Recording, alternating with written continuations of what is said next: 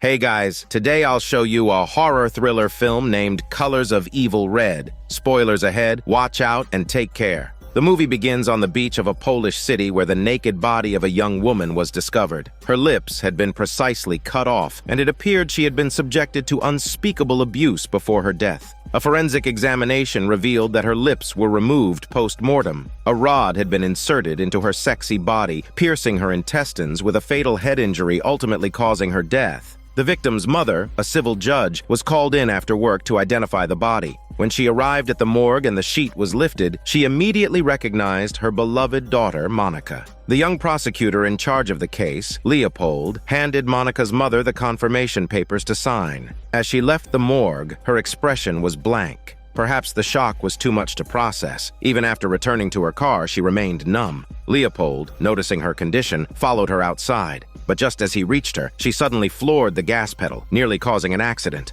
Finally pulling over, she broke down in hysterical sobs, unable to hold it together any longer. Soon the prosecutor chief uncovered a key lead. 15 years earlier, a similar case had occurred in the same area. The victim, a young woman named Zanetta, had gone out with friends to a local nightclub but never made it home. The perpetrator was quickly apprehended, Zanetta's fiancé, Jakub. Investigators later found Zanetta's DNA at Jakub's home. Coincidentally, Jakub had just been released from prison. Leopold immediately led a team to visit his residence. Jakub, claiming innocence, insisted he didn't even know Monica, the victim in this new case. He showed them a ring, saying he bought this to propose to his fiancée a week before the incident. He loved his fiancée and would even make a reservation at her favorite restaurant. So how could he kill her? He explained that his mother had provided an alibi at the time, though the police didn't believe it, resulting in his wrongful imprisonment for 15 years. Jakub seemed sincere, but just then, investigators found a blood-stained white t-shirt in his barn.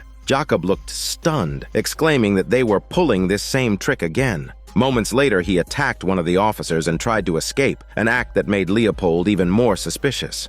Jakub claimed the nightclub where his fiancée met her fate was the key. However, after learning he was about to be formally charged, Jakub jumped to his death while Leopold momentarily stepped away to get water. The prosecutor chief considered the case closed, labeling it a suicide out of guilt. But Leopold felt something didn't add up.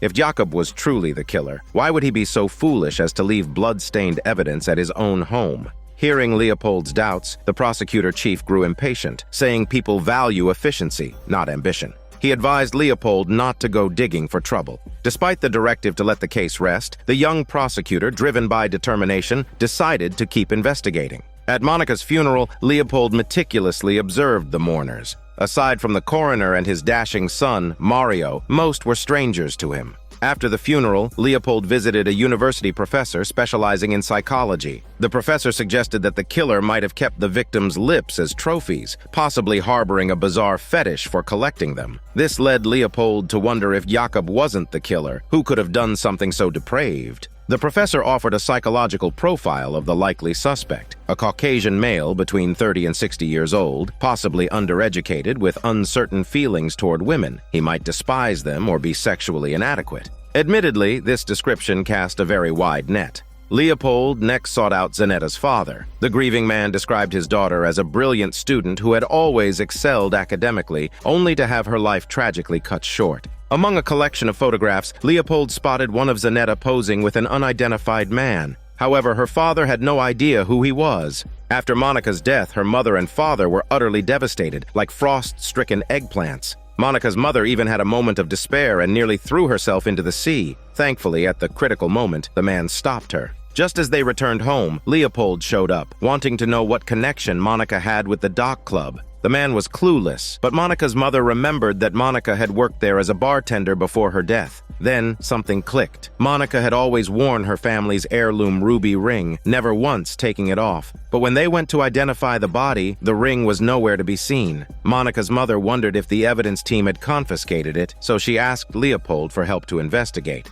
Armed with this new lead, Leopold immediately headed to the dock club that same night, hoping to talk to the owner. The barmaid was cautious and handed him a lawyer's card, instructing him to take up any matters with legal counsel. Coincidentally, the lawyer turned out to be none other than Monica's father. Leopold's instincts told him that this man was not as simple as he seemed, and rightly so. It didn't take long for Monica's mother to notice something was amiss. One night, while Monica's mother was asleep, her husband sneaked out onto the balcony and made a call. He angrily questioned the person on the other end, demanding to know if he realized a prosecutor had come knocking, and if he had anything to do with this, he wouldn't go easy on him. Hearing this, a sinking feeling crept into Monica's mother's heart. After work that day, she decided to follow her husband and ended up witnessing him being affectionate with a much younger woman. Strangely, she wasn't heartbroken. It seemed their marriage had long been over in spirit. After saying goodbye to the woman, the man didn't head home, but drove to a luxurious villa on the outskirts of town. Monica's mother snuck around to the back door and saw her husband meeting with a middle-aged man. But before she could observe further, the man's dog started barking loudly, forcing her to retreat to avoid being noticed.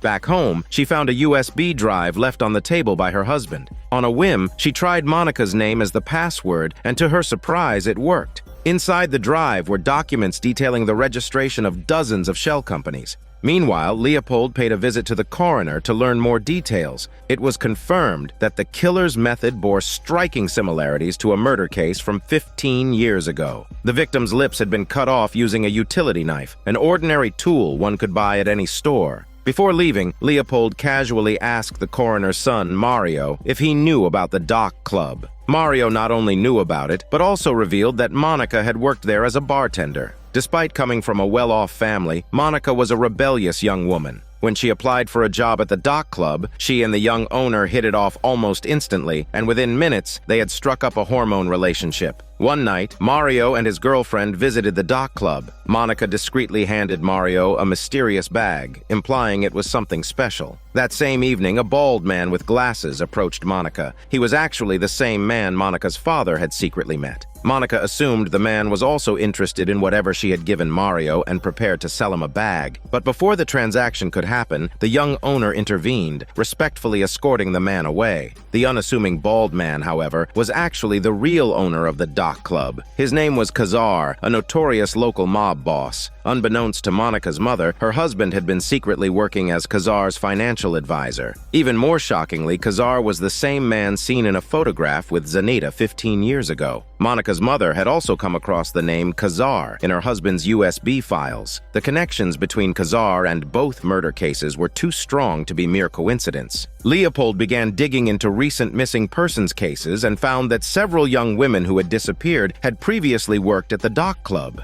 Not long after, Monica's mother met with Leopold. They exchanged information and agreed to team up to uncover the truth behind Monica's murder. As a prosecutor, Leopold had no authority to conduct criminal investigations, so he enlisted the police to look into the missing women's connections to the dock club. When the name Kazar came up, the police revealed that although he now posed as a legitimate businessman, he had a long criminal record. Years ago, a woman accused him of attempted murder and assault, but she later dropped the charges. Soon after, the woman vanished without a trace, and it was widely believed that she had met a grim fate. Kazar was a ruthless man, and it was likely that Monica had stumbled into something deadly. The question remained, what exactly had transpired between Kazar and Monica in the end? That day, the young boss took Monica to attend a gang meeting hosted by Kazar. Kazar pinched Monica's cheek, complimented her good looks, and wanted to have a baby with her. Hearing this, the young boss was visibly uncomfortable, but fearing Kazar's power, dared not utter a word in protest.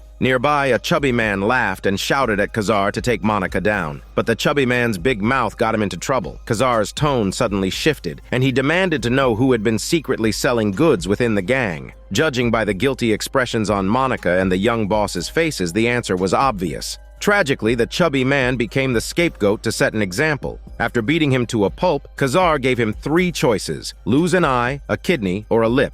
In the end, the chubby man tearfully chose his lip, but Kazar showed no mercy. Both of his juicy lips were taken. On the way home, Monica vomited at the thought of what had happened to the chubby man. The young boss tried to comfort her, telling her not to worry and he would take care of everything. His words felt reassuring at the moment, but the next morning he handed her a skimpy dress and said an important guest was coming. Monica immediately guessed it was Kazar. Refusing to comply, she was slapped twice by the young boss and forced to wear the dress. When Kazar arrived, the young boss tactfully left. Despite his age, Kazar's tastes were depraved. He tied Monica's hands and placed a plastic bag over her head, getting more excited as her breathing became erratic. Afterward, Monica reported Kazar to the police, claiming not only that he had assaulted her, but also that she had witnessed him murdering the chubby man. Hearing the details, the police repeatedly warned her that Kazar was a highly dangerous man and that accusing him could lead to retaliation. Even so, Monica stood firm. However, when the officer called someone, Monica assumed he was reporting the incident to his superiors until she heard the voice on the other end of the line. It was Kazar himself. To her horror, the police and Kazar were working together.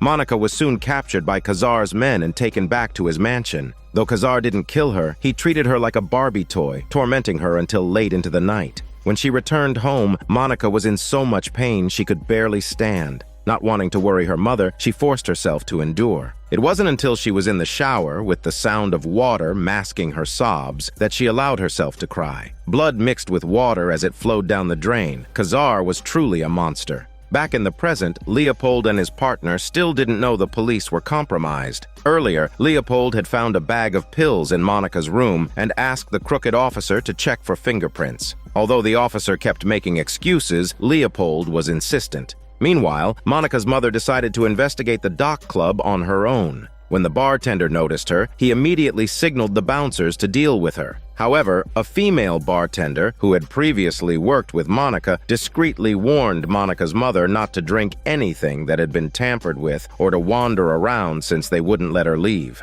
The only exit was through the bathroom window, and Monica's mother should escape quickly. By the time the female bartender arrived to help, Monica's mother had already taken a few sips. Feeling dizzy, she staggered to the bathroom and managed to escape through the window just as the bouncers closed in. On her way out, she flagged down a traffic officer before losing consciousness. Thankfully, she was unharmed. Leopold soon made progress on the case. He informed Monica's mother that the pills bag bore the young boss's fingerprints. Following the trail, he tracked the young boss to an abandoned building where he found him armed and in hiding. Leopold, skilled in negotiation, promised the young boss that if he turned against Kazar and became a witness, the police would protect him. The young boss hesitated, clearly tempted, but before he could decide, the crooked officer arrived and shot him dead without hesitation. Though the officer was the killer, Leopold was framed for it. The chief ordered Leopold to drop the investigation immediately and placed him on suspension. Both Leopold and Monica's mother thought the case had hit a dead end, but soon a breakthrough emerged. Monica's father discovered that someone had tampered with his USB drive and decided to reveal his long-hidden secrets. A week before her death, Monica had sought out her father. That was after Kazar assaulted her for the first time. As a father, he immediately went to Kazar's mansion to confront him. This was the same visit during which Monica's mother had followed him. However, the cunning Kazar used Monica's compromising photos to blackmail her father. Left with no choice and wanting to protect his daughter, the man set up numerous shell companies to launder money for Kazar. Knowing someone like Kazar couldn't be trusted, the man eventually gave Monica a sum of money and told her to go into hiding. Yet not long after, Monica was killed. Kazar was the prime suspect, but he adamantly denied any involvement. After the revelation, the man instructed his wife to give a USB drive to Leopold, who would then pass it on to the prosecutor's office. The evidence on it was enough to lock Kazar away for decades. Armed with the drive, Leopold walked confidently to the chief prosecutor. The evidence was ironclad, and the operation to arrest Kazar was launched. The mission went unexpectedly smoothly. All of Kazar's men were eliminated, leaving only Kazar himself. In the basement of Kazar's mansion, Leopold discovered a small room designed to cater to Kazar's twisted desires.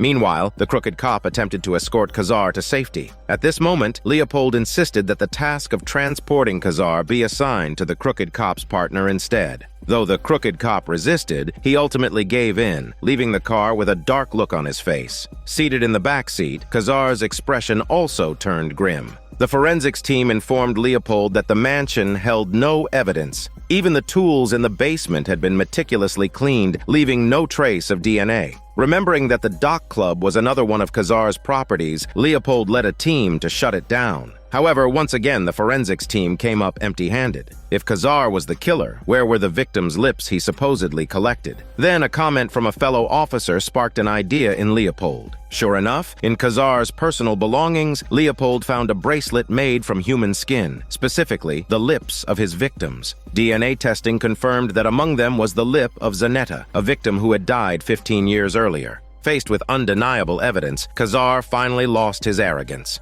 Meanwhile, the crooked cop's betrayal was exposed, and justice was swiftly served. At this point, it seemed all the bad guys had been brought to justice. After the case was closed, Leopold brought good news to Monica's mother. The evidence was solid, and Khazar would be locked up for life. However, Leopold apologized because Monica's lips were not among those in the bracelet. Although Khazar confessed to everything else, he stubbornly denied killing Monica. After their meeting, Leopold decided to return to his hometown to spend time with his 5-year-old daughter. Meanwhile, Monica's mother went to the private villa of the forensic doctor she was now seeing, ready to start a new life. Monica's father had moved on, and her mother had long begun a relationship with the forensic doctor. The two were planning a romantic getaway, but the forensic doctor's son, Mario, suddenly showed up. The doctor was visibly annoyed, asking what he was doing here. Monica's mother, however, didn't mind and said she'd treat Mario like her own son in the future. Grinning mischievously, Mario turned to his father and asked why he hadn't told her what he did yet.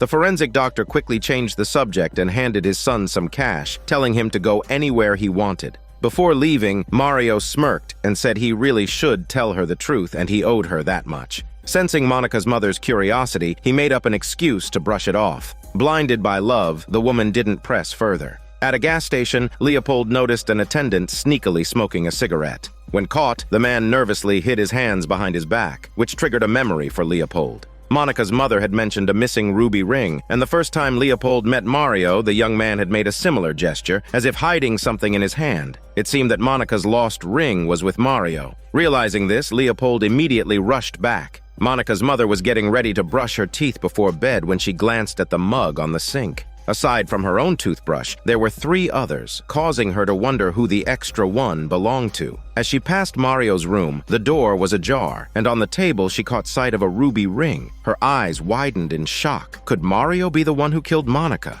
Realizing this, she hurriedly started packing her things to leave. Hearing the commotion, the forensic doctor came over and asked why she was fussing around so late at night. Monica's mother, too scared to tell the truth, lied and said it was too soon for them to live together. Seeing her flustered and panicked, the doctor gave her a hug, only to slip a syringe into her arm. When she woke up hours later, she found herself tied to a chair in the basement. Thankfully, the knots weren't tight and she managed to free herself. Cautiously, she crept upstairs, where she saw the forensic doctor sitting on the living room couch with a gun in his hand. Calmly, he began to tell her the truth. It turns out, when Monica's father told Monica to go into hiding, she had nowhere to turn and reached out to the one person she trusted most, Mario. With Mario's help, Monica hid at the forensic doctor's private villa. However, Monica didn't expect that Mario would develop feelings for her. After confessing his love, Mario wanted to take things further, but Monica, traumatized by Khazar's assault, vehemently resisted. Her reaction deeply unsettled Mario, and in a fit of rage, he grabbed her head and repeatedly slammed it against the floor until she stopped moving. By the time Mario realized what he had done, it was too late. Monica was dead, her skull fatally fractured. To protect his son, the forensic doctor hatched a gruesome plan inspired by the lip-cutting murders from 15 years earlier. He cut off Monica's lips, impaled her body with a wooden stick, and disposed of her corpse by the seaside, staging it to resemble the earlier cases. Mario, racked with guilt, subtly hinted to his father that he should confess. He even deliberately left behind the ruby ring, hoping Monica's mother would eventually discover the truth. The forensic doctor, overwhelmed by guilt, turned the gun on himself. By the time Leopold arrived at the scene, the doctor was already dead. As dawn broke, Mario walked into the police station and surrendered himself. This is Daniel CC Movie Channel. Stay safe and enjoy your day.